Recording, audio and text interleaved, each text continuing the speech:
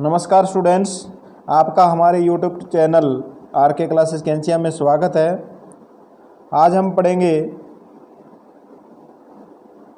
NCERT की पाठ्यपुस्तक कक्षा 7 अध्याय 4 वायु, जो कक्षा 7 के साथ साथ सभी प्रतियोगी परीक्षाओं के लिए महत्वपूर्ण पाठ है वायु। तो शुरू करते हैं। हमारी पृथ्वी के चारों ओर वायु की घनी चादर से घिरी हुई परत है, जिसे हम वायुमंडल कहते हैं। वायुमंडल किसे कहते हैं? हमारी पृथ्वी चारों ओर से वायु की घनी चादर से घिरी हुई है, जिसे हम वायुमंडल कहते हैं। वायुमंडल जीवों पर क्या प्रभाव पड़ता है? देखो, पृथ्वी पर सभी जीव जीवित रहने के लिए वायुमंडल पर निर्भर है। यह हमें सांस लेने के लिए वायु प्रदान करता है। सूर्य की किरणों के हानिकारक प्रभाव से हमारी रक्षा करता है। कौन? वायुमंडल। वायुमंडल जीव के जीवित रहने के लिए आवश्यक है, सांस लेने के लिए आवश्यक है और सूर्य की किरणों के हानिकारक प्रभाव से हमारी रक्षा करता है। यदि सुरक्षा की यह चादर न हो तो हम दिन के समय सूर्य की गर्मी से तप्त होकर जल सकते हैं, रात के समय ठंड से जम सकते हैं। अतः यह वह वायु राशि है जिसने पृथ्वी के तापमान को रहने योग्य बनाया है। ये इतना महत्व है देखो वायु का। अब है वायुमंडल का संगठन। क्या आप जानते हैं कि जिस वायु का उपयोग हम सांस लेने के लिए करते हैं, वास्तव में अनेक गैसों का मिश्रण है। नाइट्रोजन तथा ऑक्सीजन ऐसी दो गैसें हैं जिनसे वायुमंडल का बड़ा भाग बना है। Carbon dioxide, helium, ozone, argon, hydrogen कम मात्रा में पाई जाती है। इन गैसों के अलावा वायु के अंदर धूल के छोटे छोटे कण भी हवा में मौजूद होते हैं। इस चित्र में देखो बताया गया है वायुमंडल में कौन कौन सी गैसें पाई जाती है। नाइट्रोजन 78%, फिर है ऑक्सीजन 21% और 3 नंबर की जो गैस है वो है आर्गन। ये आपको ध्यान रखना है। 3 नंबर पर, 1 नंबर पर नाइट्रोजन, 2 पर ऑक्सीजन और 3 नंबर पर कौन सी है? ऑर्गन। बहुत सी प्रतियोगी परीक्षाओं में पूछा जाता है, लेकिन ज़्यादातर बच्चे क्या करते हैं? 3 नंबर पर कार्बन डाइऑक्साइड कर देते हैं, जो कि 4 नंबर पर है 0.03%, और अन्य सभी 0.04% हल्की गैसें पाई जाती है। तो ये चित्र आपको बनाकर देखना है। एक बार आप बना लोगे तो आपके ये संरचना याद हो जाएगी। क्या आप जानते हैं कार्बन डाइऑक्साइड वायुमंडल में फैलकर पृथ्वी से विकिरित ऊष्मा को पृथ्वी पर रोककर ग्रीन हाउस प्रभाव पैदा करती है, इसलिए इसे ग्रीन हाउस गैस भी कहते हैं। यानी कार्बन डाइऑक्साइड गैस को ग्रीन हाउस गैस क्यों कहते हैं? यह वायुमंडल में फैलकर, यानी कार्बन डाइऑक्साइड वायुमंडल में फैलकर पृथ्वी से विकिरित ऊष्मा को पृथ्वी पर ही रोक लेती है, पृथ्वी पर ही रोक लेती है। इसको हम क्या कहते हैं? ग्रीन हाउस प्रभाव कहते हैं। इसके अभाव में, अगर ये गैस न हो तो इसके अभाव में धरती इतनी ठंडी हो जाती है कि इस पर रहना असंभव होता है। यदि यह गैस नहीं होती है तो पृथ्वी क्या हो जाती है? ठंडी हो जाती है, जिससे हमारा रहना मुश्किल हो जाता है। किंतु जब कारखाना कार के धुएं से वायुमंडल में इसका स्तर बढ़ता है तब इस ऊष्मा के द्वारा पृथ्वी का तापमान बढ़ता है। इसे भूमंडलीय या ग्लोबल वार्मिंग कहते हैं। बहुत बार पूछा जाता है ग्लोबल वार्मिंग क्या है, भूमंडलीय तापन क्या है। तो पृथ्वी पर कार्बन डाइऑक्साइड की मात्रा किसके द्वारा, पृथ्वी पर जो प्रदूषण हो रहा है कारखानों से, कार के धुएं से, उद्योगों से, उसकी वजह से पृथ्वी का तापमान बढ़ जाता है, जिसको हम भूमंडलीय तापन या ग्लोबल वार्मिंग कहते हैं। तापमान में इस वृद्धि के कारण पृथ्वी के सबसे ठंडे प्रदेश, अब जब ग्लोबल वार्मिंग से नुकसान क्या है, तापमान में वृद्धि के कारण, तापमान में वृद्धि हो जाती है ग्लोबल वार्मिंग के कारण, पृथ्वी के सबसे ठंडे प्रदेश में जमी हुई बर्फ पिघलती है, जिसके परिणाम स्वरूप समुद्र के जल स्तर में वृद्धि होती है। यानी बर्फ़ की जो बड़ी बड़ी पहाड़ियाँ हैं वो ताप से पिघल जाती है और समुद्र का जल स्तर बढ़ जाता है, जिससे बाढ़ आने की संभावना रहती है। तो ये इसका ग्लोबल वार्मिंग का प्रभाव है। ज़्यादा गैस है वो नाइट्रोजन है। नाइट्रोजन क्या काम आती है, देखो नाइट्रोजन वायु में सर्वाधिक पाए जाने वाली गैस है। जब हम सांस लेते हैं तब फेफड़ों में कुछ नाइट्रोजन भी ले जाते हैं और फिर उसे बाहर निकाल देते हैं, परंतु पौधों को अपने जीवन के लिए नाइट्रोजन की आवश्यकता होती है। वे वायु से नाइट्रोजन सीधे नहीं ले पाते, तो कैसे लेते हैं, मृदा से कुछ पौधों की जड़ों में रहने वाले जीवाणु नाइट्रोजन लेकर इसका रूप बदल देते हैं, नाइट्रेट में बदल देते हैं, जिससे पौधे इसका प्रयोग करते हैं। फिर है ऑक्सीजन, वायु में प्रचुरता से मिलने वाली दूसरी गैस है।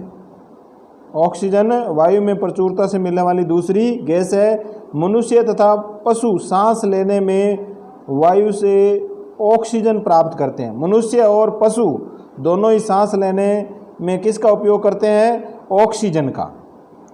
ये याद रखना आपको। हरे पादप प्रकाश संश्लेषण द्वारा ऑक्सीजन उत्पन्न करते हैं। अब ऑक्सीजन आती कहाँ से है, पेड़ पौधों के द्वारा। पेड़ पौधे, हरे जो पेड़ पौधे हैं वो प्रकाश संश्लेषण करते हैं, उस समय क्या मिलती है, हमें ऑक्सीजन मिलती है। इस प्रकार वायु में ऑक्सीजन की मात्रा समान बनी रहती है। यदि हम वृक्ष काटते हैं तो ये संतुलन बिगड़ जाता है, इसीलिए तो ज़्यादा से ज़्यादा पेड़ पौधे लगाने चाहिए। कार्बन डाइऑक्साइड व अन्य महत्वपूर्ण गैस, हरे पादप अपने भोजन के रूप में कार्बन डाइऑक्साइड का प्रयोग करते हैं और ऑक्सीजन वापस देते हैं। मनुष्य और पशु कार्बन डाइऑक्साइड बाहर निकालते हैं। यानी पेड़ पौधे तो कार्बन डाइऑक्साइड का प्रयोग करते हैं और ऑक्सीजन हमें देते हैं। हम ऑक्सीजन का प्रयोग करते हैं और कार्बन डाइऑक्साइड को बाहर निकालते हैं। मनुष्य और पशुओं द्वारा बाहर छोड़ी जाने वाली कार्बन डाइऑक्साइड की मात्रा पादपों द्वारा प्रयोग की जाने वाली गैस के बराबर होती है, तब वो संतुलन बना रहता है।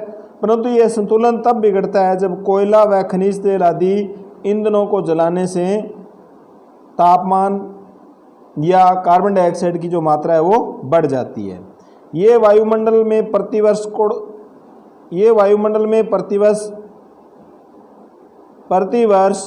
करोड़ों टन कार्बन डाइऑक्साइड की बढ़ोतरी करते हैं। परिणाम स्वरूप कार्बन डाइऑक्साइड का बढ़ा हुआ आयतन पृथ्वी पर मौसम एवं जलवायु को प्रभावित करता है।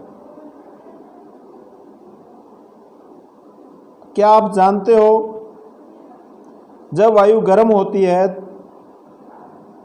तो फैलती है और हल्की होकर ऊपर उड़ती है। ठंडी वायु सघन और भारी होती है, इसलिए इसमें नीचे रहने की प्रवृत्ति होती है। गर्म वायु के ऊपर उठने पर आसपास के क्षेत्रों से ठंडी वायु रिक्त स्थान को भरने के लिए वहाँ आ जाती है। इस प्रकार वायु चक्र चलता रहता है। वायु चक्र कैसे चलता है? जैसे मान लो गर्म हवा, यहाँ पर गर्म हवा है, ये ऊपर उठ गई, गर्म हवा क्या हल्की होकर के ऊपर उठ जाती है, तो इस जगह पर यहाँ से ठंडी हवा आकर के यहाँ अपना स्थान बना लेगी। तो इस प्रकार वायु चक्र ये चलता रहता है। ये ग्लोबल वार्मिंग की अलग अलग घटनाएं हैं। फिर है वायुमंडल की संरचना। वायुमंडल की संरचना देखो, हमारा वायुमंडल 5 परतों में विभाजित है। बहुत ही महत्वपूर्ण सभी प्रतियोगी परीक्षाओं के लिए IAS, RAS, प्री और मेन में ये क्वेश्चन पूछा जाता है। हमारा वायुमंडल 5 परतों में विभाजित है। पृथ्वी की सतह से आरंभ होती है ये 5 परत। देखो, सौभमंडल, समताप मंडल, मध्य मंडल, बाह्य वायुमंडल और बहिर्मंडल, ये 5 परत आपको क्रम से याद रखनी है। तो देखते हैं इनकी क्या क्या विशेषताएं हैं। सबसे पहली नीचे नीचे की जो परत है वो है सौभमंडल। यह परत वायुमंडल की सबसे महत्वपूर्ण परत है। इसकी औसत ऊंचाई 13 किलोमीटर है। सौभमंडल की औसत ऊंचाई कितनी है? 13 किलोमीटर। हम इसी मंडल में मौजूद वायु से सांस लेते हैं। क्या काम आती है? सांस यहीं पर लेते हैं हम इसी मंडल में। मौसम की लगभग सभी घटनाएं जैसे वर्षा, कोहरा, ओलावर्षण इसी परत के अंदर होता है। अब आपसे पूछा जा सकता है भी वर्षा, कोहरा, ओलावर्षण, तूफान, आंधी, ये सब कौन से मंडल में आते हैं? तो सौभमंडल में। सौभमंडल की धरातल से ऊंचाई कितनी है? 13 किलोमीटर। इसके बाद दूसरी जो परत है वो है समताप मंडल। समताप मंडल, सौभमंडल के ऊपर का भाग क्या कहलाता है? समताप मंडल कहलाता है। यह लगभग 50 किलोमीटर की ऊंचाई तक फैला हुआ है, यानी धरातल से 50 किलोमीटर तक की ऊंचाई तक ये फैला हुआ है। इस परत में देखो कौन सी घटनाएं होती है? बादलों एवं मौसम संबंधी घटनाएं यहाँ बिल्कुल नहीं होती है। बादलों एवं मौसम संबंधी जो घटनाएं हैं वो इस परत में बिल्कुल नहीं होती। नाम से देखो समताप मंडल, नाम से पता चल रहा है समताप मंडल, यानी ताप यहाँ का क्या रहता है? समान रहता है, इसलिए इसको क्या कहा गया है? समताप मंडल कहा गया है। तो यहाँ पर क्या घटनाएं होती है? हवाई जहाज उड़ाने के लिए यह परत बहुत ही आदर्श होती है, क्योंकि आंधी तूफान इसमें कुछ नहीं आता है, बादल वगैरह भी नहीं होते हैं, तो ये हवाई जहाज उड़ाने के काम आती है। तो हवाई जहाज कौन सी मंडल में उड़ते हैं? समताप मंडल में। समताप मंडल की एक महत्वपूर्ण विशेषता यह है कि ओजोन गैस की परत होती है। बहुत ही अच्छा क्वेश्चन।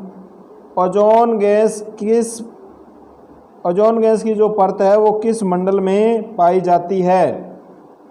समताप मंडल में, जो हमारी हानिकारक किरणों से क्या करती है? रक्षा करती है। ओजोन गैस हमारी हानिकारक किरणों से रक्षा करती है। फिर है मध्य मंडल। यह वायुमंडल की तीसरी परत है। तीसरी परत कौन सी है? मध्य मंडल। समताप मंडल के ठीक ऊपर होती है। यह लगभग 80 किलोमीटर की ऊंचाई तक फैली हुई है, यानी पृथ्वी से कितनी ऊंचाई है इसकी? 80 किलोमीटर तक फैली हुई है। ये अंतरिक्ष में प्रवेश करने वाले उल्कापिंड इस परत में आने पर जल जाते हैं। देखो कितना अच्छा क्वेश्चन निकलता है यहाँ से। अंतरिक्ष से प्रवेश करने वाले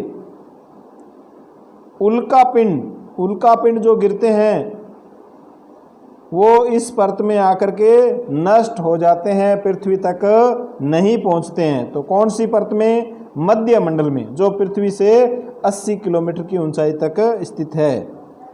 फिर है बाह्य मंडल।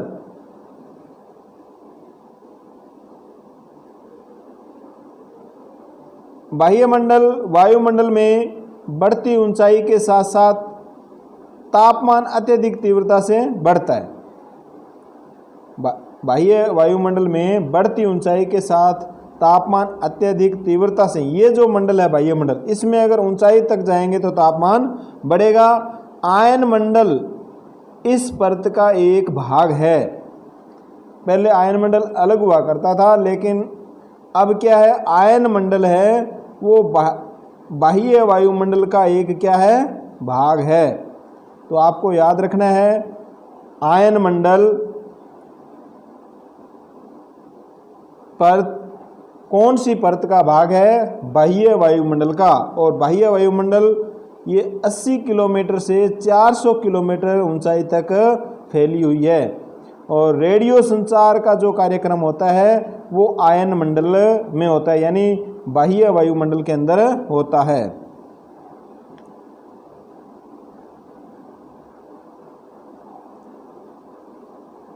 के लिए परत का उपयोग किया जाता है। वास्तव में पृथ्वी से प्रसारित रेडियो तरंगें इस परत द्वारा पुनः पृथ्वी पर परावर्तित कर दी जाती है। यानी पृथ्वी से रेडियो तरंगें जब प्रसारित होती है तो वो इस परत में आकर के टकराती है और फिर पुनः पृथ्वी पर परावर्तित हो जाती है। फिर है बहिर्मंडल। वायुमंडल की सबसे ऊपरी परत को क्या कहते हैं, बहिर्मंडल कहते हैं। यह वायु की पतली परत होती है।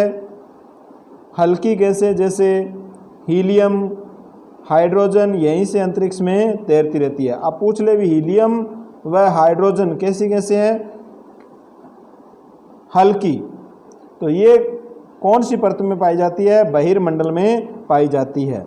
अब देखो इसका जो चित्र है इसको हम देखते हैं। देखो ये वायुमंडल की परतें, नीचे नीचे देखो सौभ मंडल, ये सौभ सीमा है, सौभ सीमा। और इसके बाद में समताप मंडल, जिसमें देखो समताप मंडल में यहाँ ओजोन गैस पाई जाती है जो सूर्य से आने वाली हानिकारक किरणों से हमारी रक्षा करती है।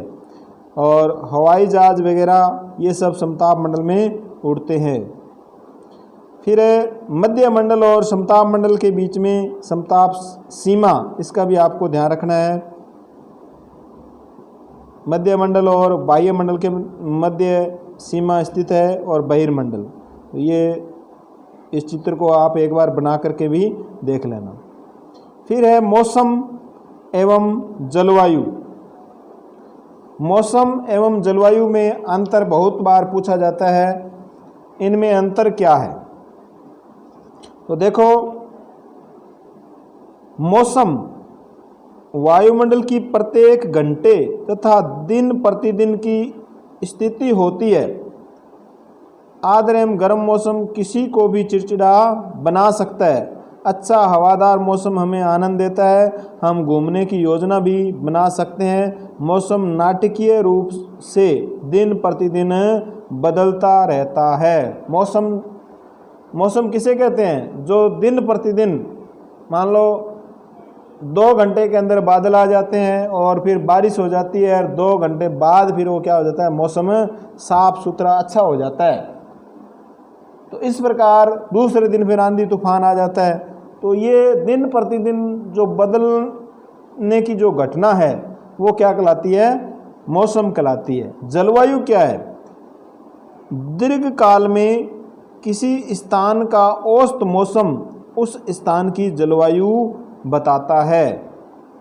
यानी लंबे समय तक एक ही मौसम बने रहना।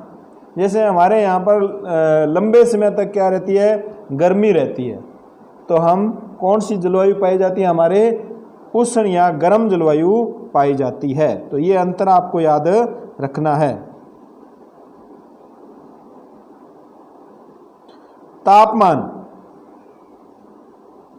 तापमान किसे कहते हैं,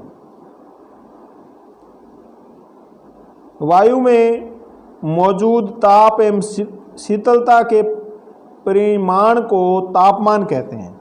वायु में मौजूद ताप एवं शीतलता के परिमाण को क्या कहते हैं? तापमान कहते हैं। फिर आतपन क्या चीज़ है? आतपन, ये पूछा जा सकता है, आतपन क्या है? तो देखो आतपन क्या है। सूर्य से आने वाली वह ऊर्जा जिसे पृथ्वी रोक लेती है आतपन कहलाती है। सूर्य से आने वाली वह ऊर्जा जिसे पृथ्वी रोक लेती है वो क्या कहलाती है? आतपन कहलाती है। आतपन यानी सूर्य का ताप की मात्रा भूमध्य रेखा से ध्रुवों की ओर घटती है, इसलिए तापमान उसी प्रकार घटता जाता है। यानी भूमध्य रेखा से, जैसे मान लो ये पृथ्वी है, इसके बीचों बीच जो रेखा है ये भूमध्य रेखा है और ये ध्रुव है, उत्तरी ध्रुव और दक्षिणी ध्रुव। तो भूमध्य रेखा पर सूर्य की किरणें सीधी पड़ती है, यहाँ पर क्या पड़ती है? सीधी किरणें पड़ती है, तो यहाँ ताप अधिक होता है, गर्मी अधिक होती है। जैसे जैसे इस प्रकार भूमध्य रेखा से हम दूर जाएंगे ध्रुवों की ओर, तो इधर है वो सूर्य की किरणें तिरछी पड़ेगी और यहाँ क्या होगी? बहुत ज़्यादा ठंड होगी, तापमान घटता जाएगा।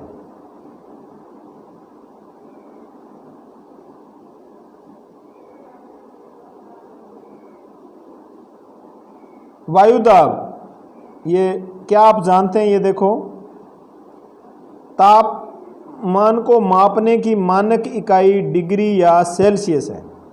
तापमान हम किस में मापते हैं? डिग्री सेल्सियस में मापते हैं। इसका आविष्कार एंडर्स सेल्सियस ने किया था। तापमान मापने की जो इकाई है डिग्री सेल्सियस, इसका आविष्कार किसने किया? एंडर्स सेल्सियस ने। ये याद रखना है। सेल्सियस पैमाने पर 0 डिग्री सेल्सियस पर जमता, सेल्सियस पैमाने पर जो जल है वो 0 डिग्री सेल्सियस पर जम जाता है और 100 डिग्री सेल्सियस पर उबलता है। ये याद रखना है।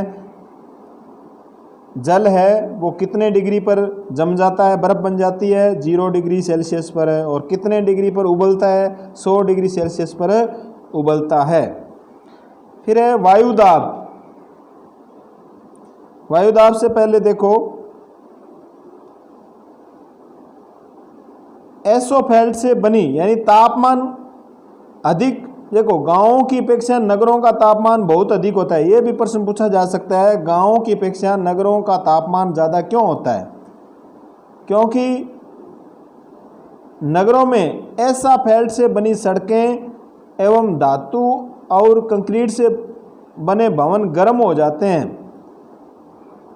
नगर के भीड़ वाले ऊंचे भवन गर्म वायु को रोक लेते हैं, जिससे नगरों का तापमान बढ़ जाता है। ये 2 कारण आपको बताने हैं, गांवों की अपेक्षा नगरों का तापमान अधिक क्यों होता है। फिर है वायुदाब। वायुदाब, वायुदाब किसे कहते हैं? पृथ्वी की सतह पर वायु के भार द्वारा लगाया गया दाब। पृथ्वी की सतह पर वायु के भार द्वारा लगाया गया दाब क्या कहलाता है? वायुदाब कहलाता है। वायुमंडल में ऊपर की ओर जाने पर दाब तेजी से गिरने लगता है। समुद्र स्तर पर वायुदाब सर्वाधिक होता है, ऊंचाई पर जाने पर यह घटता जाता है। यानी अपने ऊंचाई पर वायु में जाएंगे तो वायु का दाब क्या होगा? घटेगा, और समुद्र स्थल में क्या होगा? ये बढ़ेगा। ये आपको अच्छी तरीके से याद करना है। फिर ये देखो, वायु सदैव उच्च दाब क्षेत्र से निम्न दाब क्षेत्र की ओर गमन करती है। ये लाइन याद रखनी है। पवन, पवन किसे कहते हैं? उच्च दाब क्षेत्र से निम्न दाब क्षेत्र की ओर वायु की गति को पवन कहते हैं। उच्च दाब क्षेत्र से निम्न दाब क्षेत्र की और बहने वाली वायु की गति को क्या कहते हैं? पवन कहते हैं। पवन 3 प्रकार की होती है। पवन का नाम देखो किस प्रकार पड़ता है। पवन का नाम उसके आने की दिशा के आधार पर निर्धारित होता है। उदाहरण के लिए पश्चिम से आने वाली पवनें पश्चिमी या पछुआ पवनें कहलाती है। पूर्व से आने वाली पूर्वी हवा कहलाती है। तो पवनें कितने प्रकार की है? पवनें मुख्य 3 प्रकार की है। देखो, पवन को मुख्यतः 3 प्रकारों में विभाजित किया जा सकता है। 3 प्रकार कौन कौन से हैं?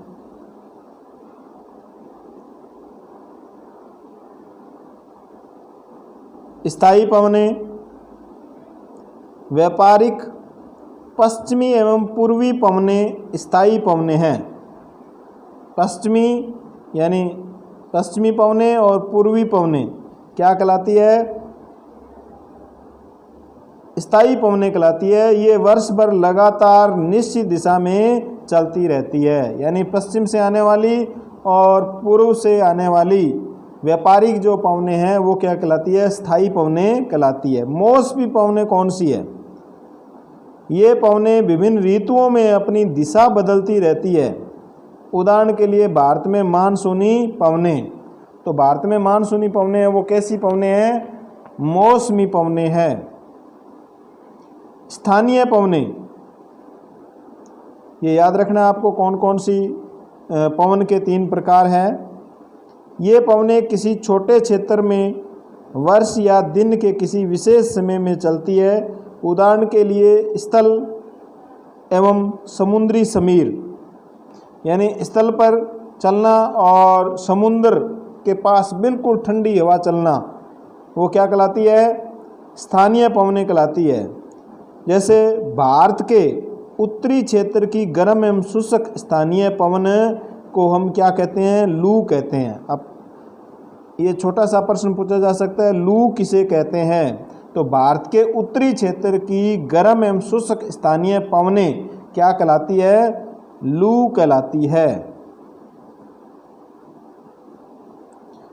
ये चक्रवात की प्राकृतिक घटना है, इसको आप पढ़ लेना। चक्रवात की घटना, इससे क्या क्या नुकसान होता है चक्रवात से, तूफान से। फिर है आर्द्रता।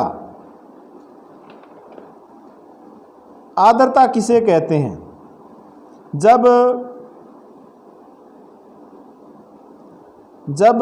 जल पृथ्वी एवं विभिन्न जलाशयों से वाष्पित होता है तो यह जलवाष्प बन जाता है। वायु में किसी भी समय जलवाष्प की मात्रा को आर्द्रता कहते हैं। वायु में किसी भी समय जलवाष्प की जो मात्रा होती है, नमी की जो मात्रा होती है, उसको क्या कहते हैं? हम आर्द्रता कहते हैं। जब वायु में जलवाष्प की मात्रा अत्यधिक होती है तो उसे हम आर्द्र दिन कहते हैं। जैसे जैसे वायु गर्म होती जाती है, इसके जलवाष्प धारण करने की क्षमता बढ़ती जाती है। इस प्रकार यह अधिक आर्द्र हो जाती है और आर्द्र दिन में कपड़े सूखने काफ़ी समय लगता है। हमारे शरीर से पसीना आसानी से नहीं सूखता है, हम असहज महसूस करते हैं। तो कपड़े आर्द्र दिन में कपड़े देरी से क्यों सूखते हैं, ये भी क्वेश्चन पूछा जा सकता है।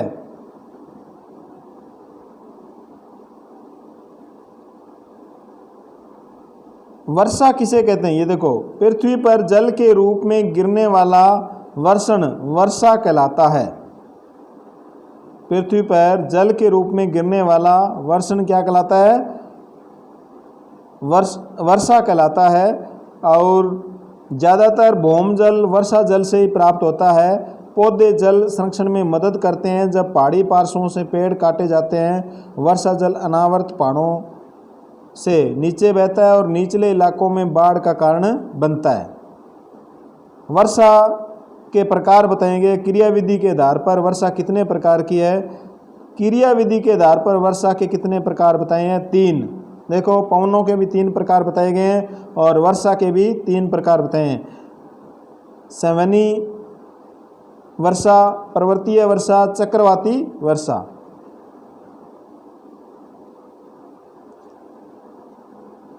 चक्रवाती वर्षा इधर से ठंडी वायु और इधर से गर्म वायु,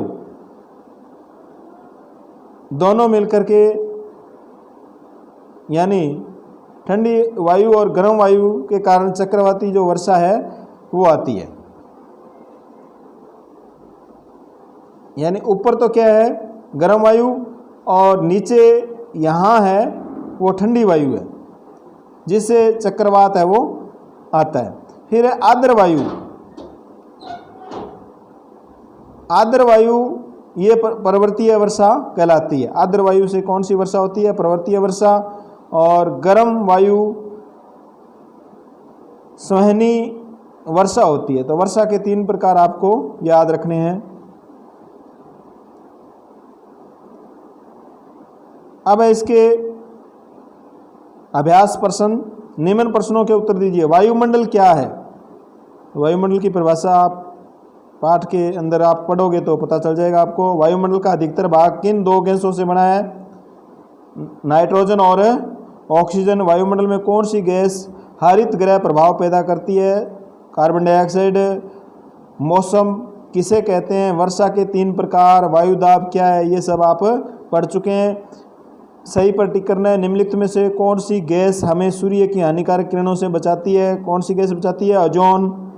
वायुमंडल की सबसे महत्वपूर्ण परत है सौरमंडल।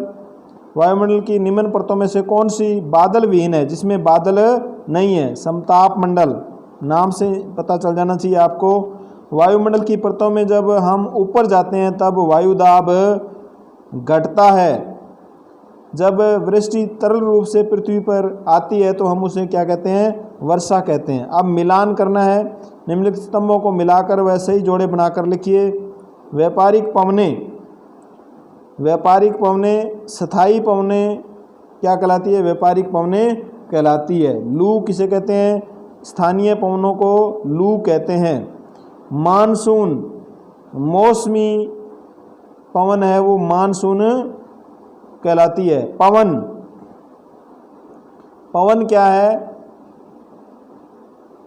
पवन की क्षैतिज गति होती है। पवन की क्या होती है? क्षैतिज गति होती है। फिर है कारण बताइए। आर्द्र दिन में गिल्ले कपड़े सूखने में अधिक समय लेते हैं। तो क्यों लेते हैं? क्योंकि वायु में नमी पाई जाती है। भूमध्य रेखा से ध्रुवों की ओर जाने पर आत्मन की मात्रा घटती जाती है, यानी ताप की मात्रा है वो घटती जाती है, क्योंकि ध्रुवों पर सूर्य की किरणें तिरछी पड़ती है। तो ये क्वेश्चन आंसर थे। इसी के साथ धन्यवाद।